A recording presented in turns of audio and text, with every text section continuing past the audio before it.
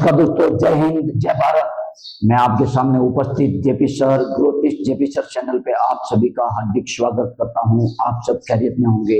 आज हमारा जो टॉपिक है, आपकी जो राजस्थान की जो प्राचीन सभ्यताएं हैं, उनमें से कालीबंगा सभ्यता के संबंधित मैंने वीडियो डाल रखा है। जिसने नहीं देखा है वो वीडियो देखना जरूरी। और दूसरी जो बड़ी सभ्यता है जो आज हम पढ़ेंगे वो है आर्य सभ्यता। तो हम चलते हैं डायरेक्ट बिना बात किए राजस्थान की प्रमुख सभ्यता में। पहले हमने कालीबंगा पढ़ी थी, आज हम पढ़ेंगे आहार सभ्यता। कौन सी पढ़ेंगे? आहार सभ्यता। आज का हमारा जो टॉपिक है वो आर्य सभ्यता से संबंधित है। तो हम यहाँ पे लिखते हैं आर्य सभ्यता। आर्य सभ्यता, ये जो आर्य सभ्यता है ये किस जिले में पड़ती हैं? तो आपको याद रखना है उदयपुर जिले में। किस जिले में? उदयपुर जिले में आर्य सभ्यता अवस्थित है। इन उदयपुर जिले में है ये। आपकी इनकी जो खोज है वो आपके किसने की थी? तो आपको खोज करता कौन था? तो आपको याद रखना है अक्षय कीर्ति व्यास। अक्षय कीर्ति व्यास, ये आपको याद रखना है, अक्षय कीर्ति व्यास। अक्षय कीर्ति व्यास ने इनकी खोज कब की थी? ये आपको सन याद रखना है। 1953 के अंदर अक्षय कीर्ति व्यास द्वारा आपके आहार सभ्यता की खोज उदयपुर में की गई। ये जो की गई तो इस पे किस नदी पे, ये किस नदी पर इसके मतलब खोज खुदाई हुई है? तो इस नदियों की याद रखना है। तो आपके सबसे पहले आयड़ नदी है। कौन सी है? आयड़ नदी। आयड़ नदी। और दूसरी इसको कहता है बेडस नदी। बेडस नदी नदी। और तीसरी है आपकी बनास नदी। बनास नदी। अब आप कहोगे कि बनास नदी कैसे है, तो मैं आपको चित्र के माध्यम से समझाता हूं कि ये कैसे है। तो हम सभी यहाँ पे चलते हैं। एक ये नदी है, यहाँ से एक नदी आती है, ये इस नदी का ये नदी है। और ये जो नदी आती है ये आपके खमनोर की पहाड़ियों से, खमनोर की पहाड़ियां, खमनोर की पहाड़ियां। और ये राजसमंद जिले में है। राजसमंद जिले से एक नदी आती है जिसका नाम है बनास। बनास नदी। ये बनास नदी आती है यहाँ पे आपके, मैं बना देता हूं चित्र, आपको समझ में आ जाएगा।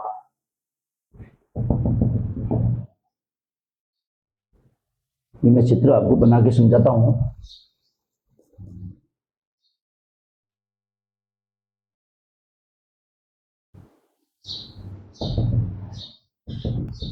ये आपकी एक झील है, उदय सागर झील। इस उदय सागर झील में पढ़ने से पहले इस नदी का, एक नदी आती है, ये नदी में बनाया। ये नदी, इस नदी का नाम क्या था? आयड़। आयड़ नदी। आयड़ नदी। ये जो आयड़ नदी है ये जब उदय सागर झील में गिरती है उसके बाद जब वापस बाहर निकलती है तो इस नदी का नाम है वो परिवर्तित हो जाता है और बन जाता है बेडस नदी। कौन सी नदी? बेडस नदी। एक नदी और यहाँ पे आती है जो ये इधर से आ रही है। इस नदी का नाम है मैनाल। और ये जो मैनाल नदी है ये भी आकर के काम मिलती है, इस बनास में मिलती है। तो यहाँ पे त्रिवेणी संगम बनता है। त्रिवेणी संगम बनता है। इससे हमको साबित पड़ता है कि बनास नदी है वो इस किनारे भी आपके आर्य सभ्यता की खुदाई हुई है, या फिर आयड़ नदी है, इस नदी के किनारे भी आर्य सभ्यता की खुदाई हुई है। और अगर ये बेडस नदी का ऑप्शन आए तो बेडस नदी, तो तीनों नदियों के संगम पे खुदाई हुई है उस सभ्यता का क्या नाम है? तो आपके आर्य सभ्यता। क्या है? आर्य सभ्यता, जो उदयपुर जिले में पड़ती है। ये आपको याद रखना है। ये जो आपको चित्र है, चित्र भी बना देना। और ये नदी है, इसके किनारे क्या हुआ है? अपने आर्य सभ्यता की खुदाई हुई है। इसलिए बनास नदी, बेडस नदी और आपके आयड़ नदी, इन तीन नदियों के संगम, तीन नदियों के किनारे कौन सी खुदाई हुई है? आपके आर्य सभ्यता की खुदाई हुई है। अब इस आर्य सभ्यता की खुदाई के बाद में हम इसकी अगर जानकारी करते हैं कि इनको खुदाई है, इनकी जो खोज करता तो आपको अक्षय कीर्ति व्यास है। इनकी जो खुदाई है, खुदाई, इसको हम कहते हैं उत्खनन करता। उत्खनन करता। तो इनके जो उत्खनन करता है वो 4 व्यक्ति हैं। पहले 1954 के अंदर 1954 में 2 व्यक्ति आते हैं और इनकी जो क्या करते हैं, खुदाई करते हैं। एक का नाम है आपके आरसी अग्रवाल, आरसी अग्रवाल। इस आरसी अग्रवाल का पूरा नाम है रतन चंद्र अग्रवाल, रतन चंद्र अग्रवाल। और इसके साथ में एक और व्यक्ति आते हैं जिसका नाम है आपके विजय कुमार। दूसरा व्यक्ति कौन था? विजय कुमार। ये आपको याद रखना, 1954 के अंदर आरसी अग्रवाल, रतन चंद्र अग्रवाल तथा विजय कुमार के द्वारा क्या की गई, आपके खुदाई की। यानी खुदाई की कब की? आपके 1954 में। उसके बाद में दूसरे जो खुदाई करता और आते हैं 2 व्यक्ति, वो आते हैं 1956 के अंदर। कब आते हैं? 1956 के अंदर। एक जो व्यक्ति है इनका नाम है आपके S D Sankalia, S D Sankalia. ये जो एस डी जो सांकलिया हैं ये आपके पूना विश्वविद्यालय के प्रोफेसर हैं। किसके? पूना विश्वविद्यालय के क्या है? प्रोफेसर है। तो ये है एस डी सांकलिया यानी हसमुख धीरजलाल सांकलिया। ये है आपके 1956 में आकर के इनकी खुदाई करते हैं। पूना विश्वविद्यालय के आपके प्रोफेसर थे ये। और इनके साथ में जो दूसरा व्यक्ति था इनका नाम था आपके पीसी चक्रवर्ती, पीसी चक्रवर्ती। ये भी आपको याद रखना है। ये जो पीसी चक्रवर्ती व्यक्ति हैं ये आपके राजस्थान पुरातत्व विभाग से व्यक्ति भेजा जाता है। यानी राजस्थान पुरातत्व विभाग से कौन आते हैं? आपके पीसी चक्रवर्ती और एस डी सांकलिया हैं, वो पूना विश्वविद्यालय के प्रोफेसर 1956 में आकर के ये दोनों व्यक्ति जब खुदाई करते हैं तो ये आपके पहले इसको समझ लेते हैं एक बार।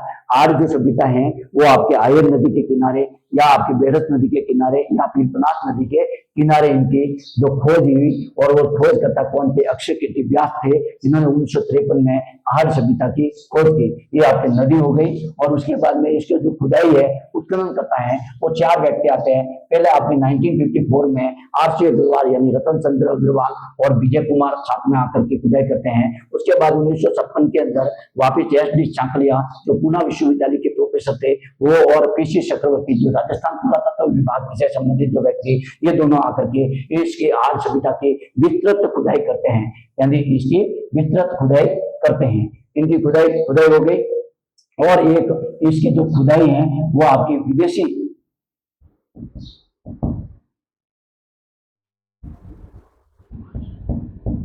यूनिवर्सिटी, उनका नाम क्या था? तो आपको याद रखना है आपके मेलबर्न। ये जो मेलबर्न यूनिवर्सिटी है, मेलबर्न यूनिवर्सिटी है, ये आपकी कहां पड़ती है? ऑस्ट्रेलिया। तो ये भी क्वेश्चन बन सकता है कि आर्य सभ्यता की जो खुदाई है वो किस यूनिवर्सिटी के द्वारा की गई और किस यूनिवर्सिटी के वैज्ञानिकों ने आकर के यहाँ पे खुदाई की। तो उनका नाम है मेलबर्न यूनिवर्सिटी है। वहां से व्यक्ति आकर के हमारे राजस्थान की आर्य सभ्यता जो उदयपुर में है उनकी खुदाई करते हैं। तो इतना ये इनके खोजकर्ता के रूप में अक्षय कीर्ति व्यास है, और खुदाई यानी उत्खननकर्ता के रूप में आपके RC Agarwal, Vijay Kumar, S D Sankalia और पीसी चक्रवर्ती तथा मेलबर्न यूनिवर्सिटी ऑस्ट्रेलिया से संबंधित ये आपकी खुदाई करता हो गई। उसके बाद में इनकी जो खुदाई हुई है तो उनके बाद में इनकी क्या क्या खुदाई की, तो क्या क्या सामान मिला, तो इनकी मतलब क्या अवशेष मिले, तो आपको अवशेष को याद रखना है। अवशेष ये आपको याद रखना है। और इस अवशेषों में जो सर्वाधिक अवशेष मिले हैं,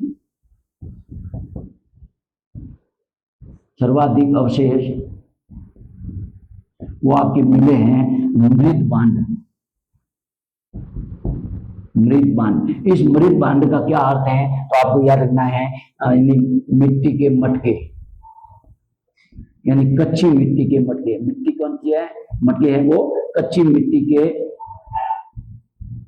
मटके। मटके आप सभी जानते हो जो हमारे घर में पानी पीने के लिए उपयोग में हम लेते हैं, वो मिट्टी के बने हुए मटके आज भी फेमस हैं। और इस मटकों में और उन मटकों में कोई फर्क नहीं था।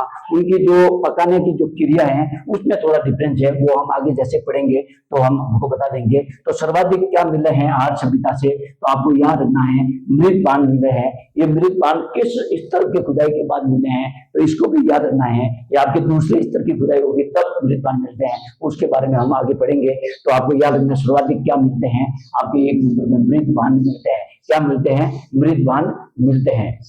ये जो मृत बांध है, ये जो मृत बांध है और ये मृत बांध मिले, उसके नंबर 2 नंबर पे आपको क्या मिला है, तो आपको याद रखना है गोर या कोठे। गोर या कोठे, ये जो गोर या कोठे हैं ये क्या होते थे कि प्राचीन काल में, जब ये खुदाई हुई तब मालूम पड़ रहा है कि प्राचीन काल में इस आर्य सभ्यतावासी हैं, ये लोग क्या करते थे, अपने अनाज को रखने के लिए गोर या कोठों का उपयोग करते थे, यानी अन्न के भंडार, अन्न भंडार, अन्न भंडार यानी अन्न को रखने के लिए एक मतलब ऐसा, जैसे ये कोठा बनाया और इसमें ये, जैसे इसमें ये ढक्कन मैंने खोल दिया और यहाँ पकड़ के ये ढक्कन कर दिया और इसमें क्या भरा जाता था, अनाज भरा जाता था, ताकि वो इनका उपयोग जब भी आवश्यकता पड़े तो इनमें से अनाज, और अनाज खराब भी नहीं होता था। आज हमारे अनाज हम लोहे के बर्तनों में रखते हैं, पात्रों में, तो खराब होता है। और बाकी वर्तमान उस समय में ये जो अनाज रखते थे इस कोटों में, वो खराब भी नहीं होते थे। ऐसे व्यवस्थित तरीके से अन्न भंडार भी बनाते थे। ये भी अवशेष यहाँ कहाँ से मिले आपको, तो आर्य सभ्यता से गोरे या कोठे आपके मिले हैं, जिसको कहते हैं अन्न भंडार। ये दूसरे और तीसरे नंबर, ये भी मिट्टी के बने हुए मिले हैं, इसलिए तो मर्द बांधों की सभ्यता कहा जाती है। इस आर्य सभ्यता को मर्द बांधों की सभ्यता भी कहा जाता है। और अवशेष मिल गए। उसके बाद में यहाँ पे उल्टी तपाई के मटकी मिले, उल्टी तपाई के मटके। अब उल्टी तपाई के मटके का मतलब क्या होता है, मैं आपको यही चित्र बना के समझा देता हूं। जैसे ये मटका है, ये मटका, ये मान लो मटका है, पानी में ऐसे बना रहा हूं। ये जो मटका है, ये मटका है, इनको आपको समझना पड़ेगा। यानी इनको जो तपाई करते थे वो उल्टी तपाई करके करते थे, यानी ये उल्टी तपाई में गिना जाएगा। जब ये वर्तमान में हमारे जो मटके होते हैं उनकी जो तपाई करते थे, उनको जो पकाते हैं, तो वो कैसे करते थे, ऐसे रखते हैं,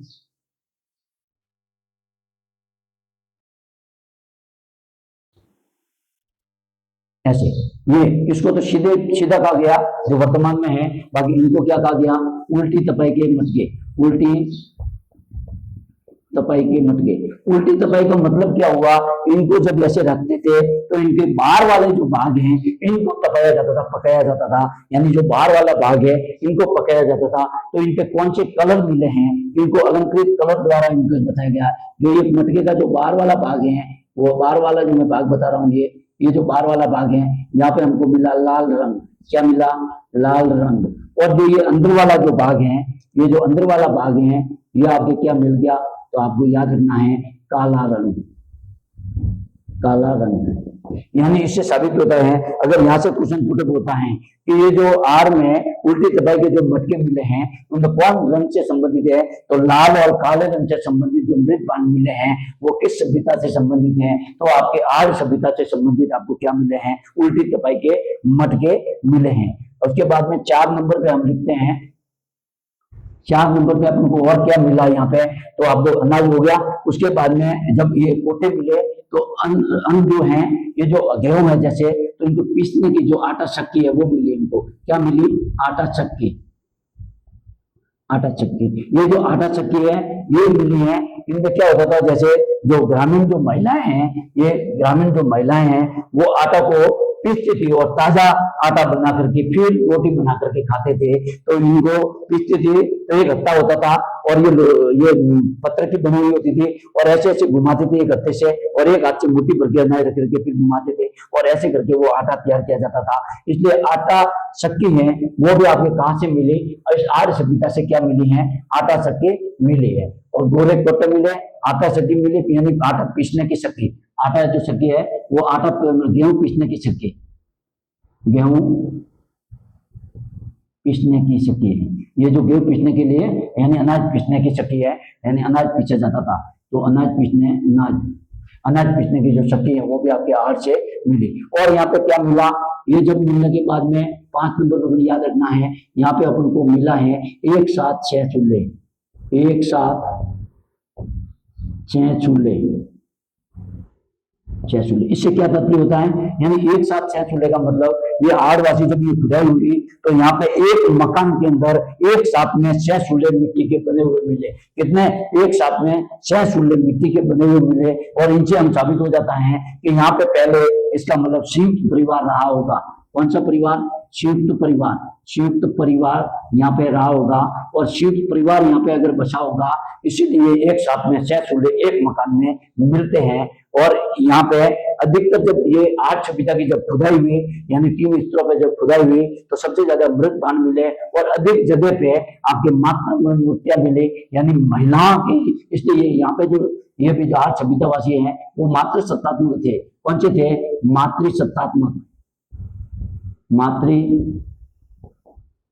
सत्तात्मक व्यवस्था यहाँ पे रही होगी, यानी महिलाओं के आपके बारे में यत्र तत्र देव पूज्यन्ते देवता तत्र निवास करियन्ते, क्या कहते हैं, जहाँ पे महिलाओं की पूजा होती है उस घर में देवता निवास स्थान रहता है। उस हिसाब से यहाँ पे मात्र सत्तात्मक व्यवस्था रही होगी आड़वासियों के अंदर। अब इस आड़ सभ्यता के अंदर से और क्या मिला है, तो हम आड़ सभ्यता से हमको मिला है एक आपके दीपक मिला है। क्या मिला है,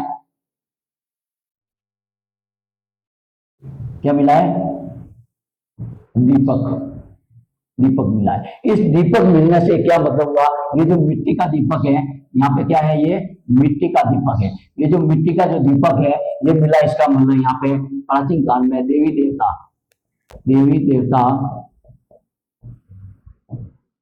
की व्यवस्था रही होगी, यानी देवी देवताओं को दीपक जलाया जाता होगा। ऐसी प्रक्रिया दीपक मिलने से संबंधित होती है। ये ऐसा यहाँ पे रहे होंगे। उसके बाद में आपके ये 7 नंबर हो गया, 8 नंबर में यहाँ लिख देता हूँ। ये मिला एक, यहाँ पे एक मूर्ति मिली है, वो मूर्ति का नाम अपोलो की मतलब मूर्ति मिली है। कौन सी मिली है, अपोलो जो देवता हैं उनकी मूर्ति मिली है, अपोलो देवता। ये जो अपोलो देवता है ये आपके यूनान से संबंधित, सॉरी अपोलो देवता है वो यूनान से संबंधित है, यानी अपोलो के जो देवता है सॉरी ईरान से हैं। अपोलो के जो देवता हैं वो आपके कहां से हैं, ईरान। अपोलो अपोलो के देवता हैं वो आपके ईरान से संबंधित है। अपोलो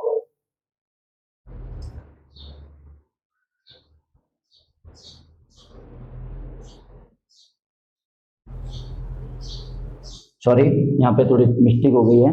अपोलो के जो देवता हैं वो आपके यूनान से संबंधित है। यूनान में एक देवता है, यूनान में उनका नाम है अपोलो, और अपोलो की मूर्ति मिली है। ये जो मूर्ति मिली है अपोलो की, ये अपोलो की जो मानव मूर्ति है उससे संबंधित, इसलिए हाथ में क्या थे, हाथ में त्रिशूल, त्रिशूल दिया हुआ और तर्कस तथा इनके हाथ में तीर, यानी तर्कस पीछे रहता है और उसमें तीर लगे हुए और हाथ में त्रिशूल लिए हुए, ऐसी एक मूर्ति है जिसको हम कहते हैं यूनान के अंदर अपोलो की मूर्ति यहाँ से मिली है। इसके बाद में यहाँ पे और क्या मिला, आर्य सभ्यता से जब इनकी खुदाई हुई तो यहाँ पे आपके वो क्या कहते हैं, आपके तांबा गलाने की भट्टी मिली है। तांबा गलाने की भट्टी, यानी तांबा गलाने की भट्टी है, वो भी आपके कहां से मिली है, इस आर्य सभ्यता स्थल से मिली है।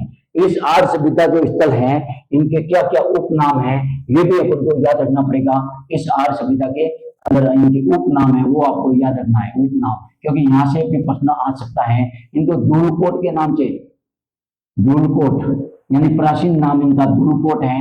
इनको आघाटपुर भी कहा जाता है, आघाटपुर, आघाटपुर, आघाटपुर के नाम से भी इनको जानते थे। इनके प्राचीन नामों में ये भी नाम आता है, आघाटपुर भी आता है। इनको ताम्रवती सभ्यता भी कहते हैं। कौन सी,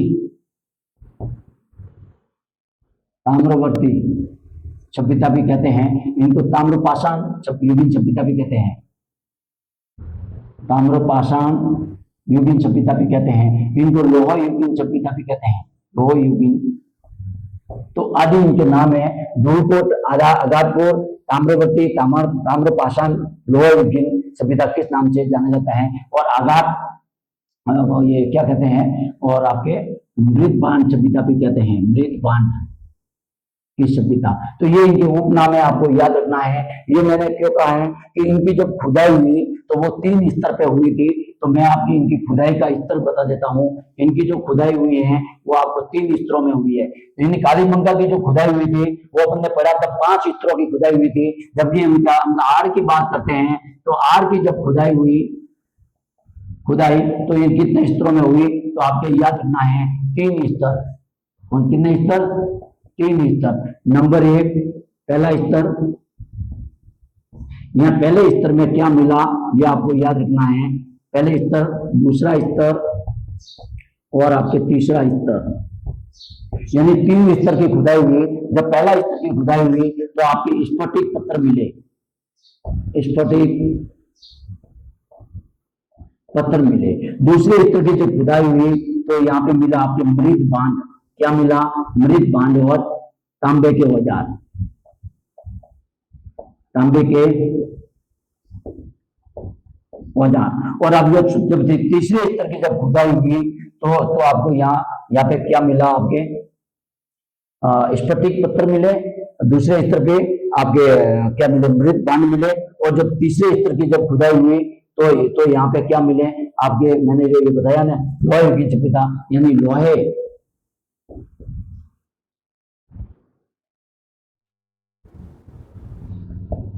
के औजार मिले।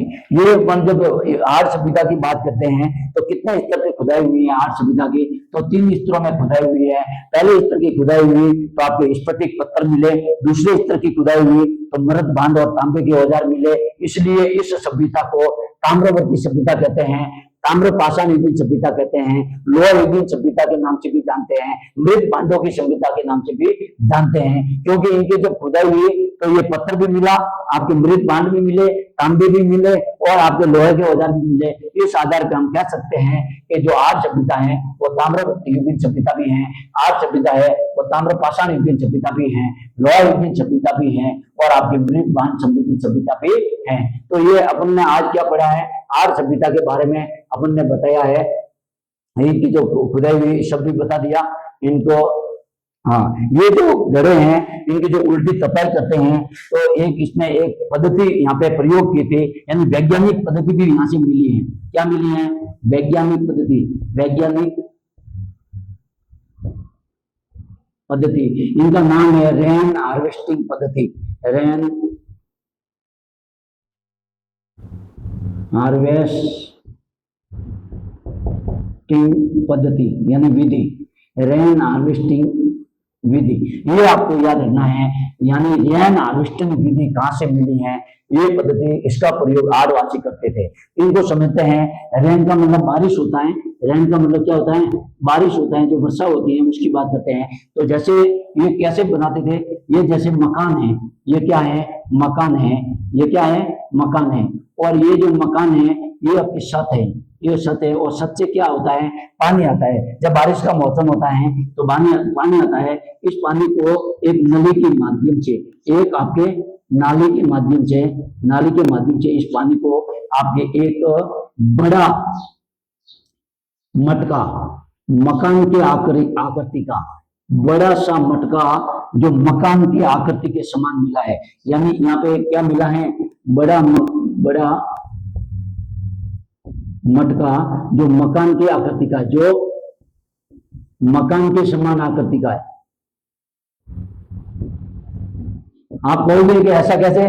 तो इन्होंने क्या किया था? जैसे ये पानी आता था, यहाँ की जो भूमि है वो क्या है? कठोर थी। यानी यहाँ की जो भूमि थी वो क्या थी? भूमि है वो कठोर थी। और पानी का जो वो जब बरसात होता था तो इसके माध्यम से इसमें डाला जाता था। आपके क्या डाला था?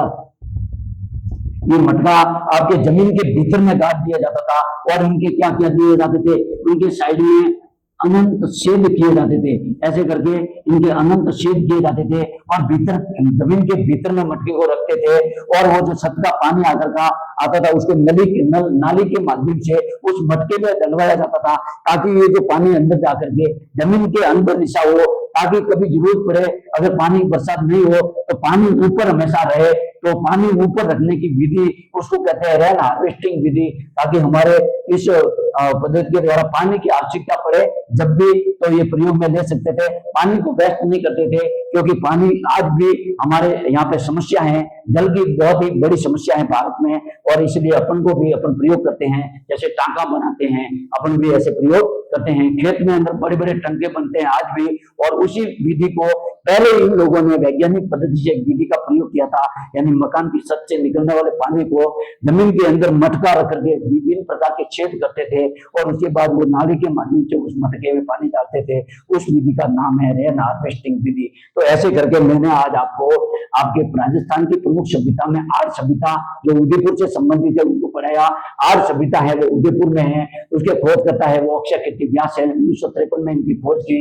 यहाँ पे नदी कौन सी है तो आपके आयर नदी, बेडस नदी और बनास नदी के संगम पर इनकी खुदाई हुई। उनकी खुदाई करने वाले कितने व्यक्ति थे? 1954 में आरसी अग्रवाल और रतन चंद्र अग्रवाल और आपके विजय कुमार। 1956 में साकरिया यानी हसमुख धीरज लाल साकरिया जो पुणे विश्वविद्यालय के प्रोफेसर थे, और उसके साथ में आपके राजस्थान पुरातत्व विभाग की पीसी चक्रवर्ती ने मिलकर के इस आर्य सभ्यता की खोज 1956 में की। और एक विदेशी यूनिवर्सिटी के द्वारा, उन यूनिवर्सिटी का नाम है मेलबर्न यूनिवर्सिटी, तो ऑस्ट्रेलिया में है, उन्होंने आकर के यहाँ पे इस आर्य सभ्यता की खोज की।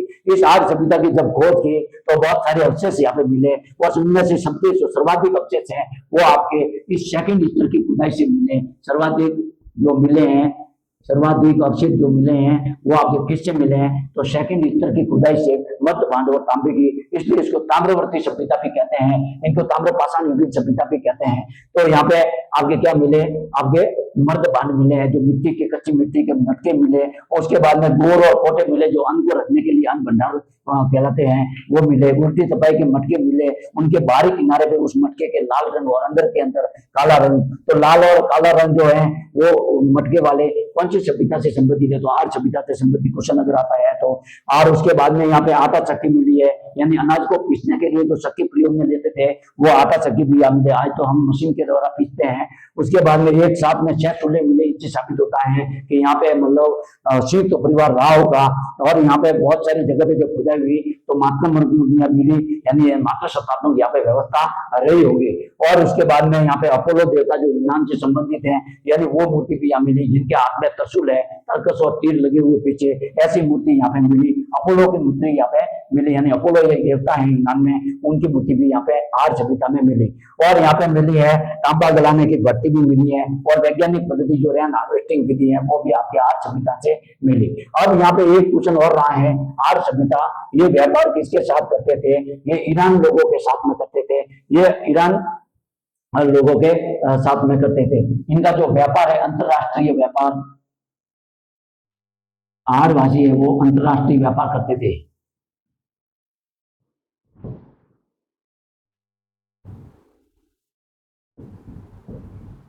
आदिवासी हैं वो अंतरराष्ट्रीय व्यापार करते थे। ये कैसे हम कहें कि ये अंतरराष्ट्रीय व्यापार वो ईरान के साथ करते थे? कहां से? ईरान के साथ में। और ये कैसे हम करें तो यहाँ से खुदाई में हमारी आड़ की जब खुदाई हुई तो यहाँ पे धूपदानी मिली है। क्या मिली है? धूपदानी मिली है। क्या मिली है? आपके धूपदानी। ये जो धूपदानी है ये ईरान में भी मिली है, और इससे ये मालूम होता है कि जो धूपदानी ईरान में मिली है और हमारे आड़ की जब खुदाई हुई तो ऐसी की ऐसी धूपदानी कहाँ मिली है? हमारे इस आड़वासी यानी आड़ की खुदाई में मिली। इनसे ये साबित होता है कि ये जो आर्य सभ्यता वाले जो लोग थे ये अपना व्यापार है वो ईरान के साथ करते थे। और यहाँ पे एक बिना हत्थे का गिलास भी मिला है। क्या मिला है? आपके बिना हत्थे का गिलास मिला है। बिना हत्थे का पात्र, बिना हत्थे का पात्र भी कहां से मिला है? आर्य सभ्यता से मिला है। तो ऐसे करके मैंने आज आपको आर्य सभ्यता से संबंधित संपूर्ण जानकारी देने की बात मैंने आपको यह समझाई है। आपको समझ में आया होगा थोड़ा मेरा गला थोड़ा सही नहीं है, इसलिए थोड़ी आवाज में गड़बड़ हो सकती है। जय हिंद, जय भारत।